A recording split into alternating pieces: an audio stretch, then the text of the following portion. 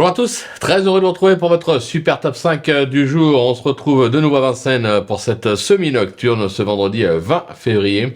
Au programme, le prix de Saint-Pierre-la-Cour, une épreuve pour trotteurs de 7 à 9 ans qui va se jouer sur les 2100 mètres de la grande piste avec donc un départ à l'autostar. Attention, je vous le rappelle, à Vincennes, l'autostar c'est 9 par ligne. Mais avant de vous délivrer mon pronostic, ne passez pas à côté de l'étape 3 de l'opération triple couronne avec 20 000 euros à gagner.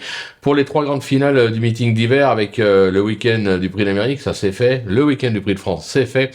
Et donc le week-end du prix de Paris, du 20 au 22 février, c'est ce week-end.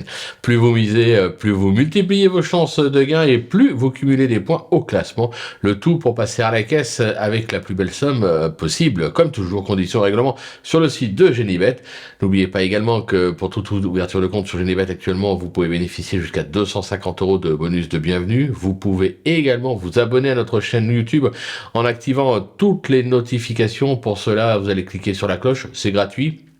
À savoir d'ailleurs qu'à partir de vendredi soir, vous nous retrouverez avec Naoufel et 2 invités vedettes pour décrypter, analyser tous les partants du prix de Paris à l'occasion d'un nouveau numéro de l'affiche, donc sur notre chaîne YouTube. Pensez également à nous retrouver sur nos différents réseaux sociaux, notamment TikTok, qui retrouvez notre ami Flo Gautreau et ses pronos. Et en attendant, je vous délivre mon pronostic pour aujourd'hui. Restez bien avec moi jusqu'à la fin de l'émission pour connaître mes impasses. En tête, le 4, Imako Verdery, le numéro 6, Icardangui, le 9, Jazz de Pad, le 12, Jumbie Bay, le 5, Gina Futo et le numéro 13, Jazz d'Ourville. On passe à l'analyse, c'est parti avec ma pépite, le 4, Imako Verdery, qui vient de prouver sa forme sur les pentes de Nantes. Alors oui, se protéger de Bertrand de Belair et surtout confirmé sur les tracés de province. Mais attention, il s'est imposé lors de sa dernière tentative sur la grande piste. Associé à Mathieu Mottier, il est pour moi incontournable. Mon coup de cœur, le 6, Icardangui, qui n'est plus descendu des podiums sur les tracés de province à l'occasion de ses 6 dernières sorties. Ce pensionnaire d'Yvan Lacombe passe un test ce vendredi pour ses premiers pas à Vincennes, c'est vrai, mais avec Franck Nivard. Moi, je me dis, on garde. Le voie d'écurie, le 9, Jazz de Pad, qui traverse une belle passe comme l'attestent ses 2 dernières sorties avec un succès, un accessite à Nantes. Se protéger de Mathieu Abrivard, s'est déjà placé à ce niveau et sur ce parcours, bien garé en première ligne.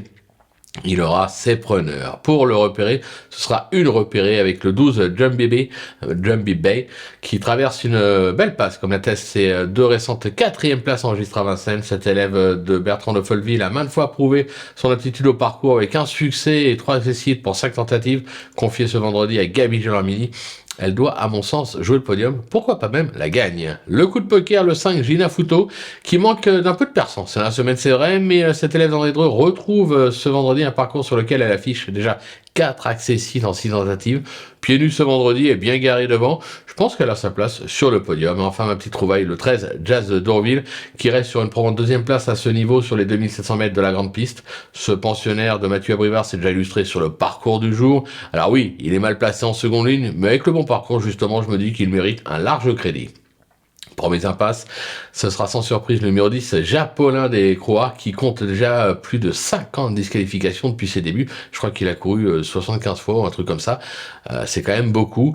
Raison pour, évidemment, je l'écarte. Maintenant, je vais écarter également le 14, Job de Persil, qui aurait, pour moi, préféré évoluer piste plate et en plus, et franchement, mal garé en seconde ligne. Voilà, tout est dit, ou presque. Maintenant, c'est à vous de jouer, sans oublier que sur Genibet, on peut jouer en fractionné. N'hésitez pas à laisser des commentaires à la fin de l'émission en disant on est d'accord avec vos choix, on a retenu les mêmes ou alors non, nous on en préfère d'autres, votre avis nous intéresse et on se donne rendez-vous dès demain pour un nouveau Super Top 5 direction, ce sera l'hippodrome, je ne sais plus, ce sera du plat, ce sera Cannes-sur-Mer bien évidemment. Bye bye.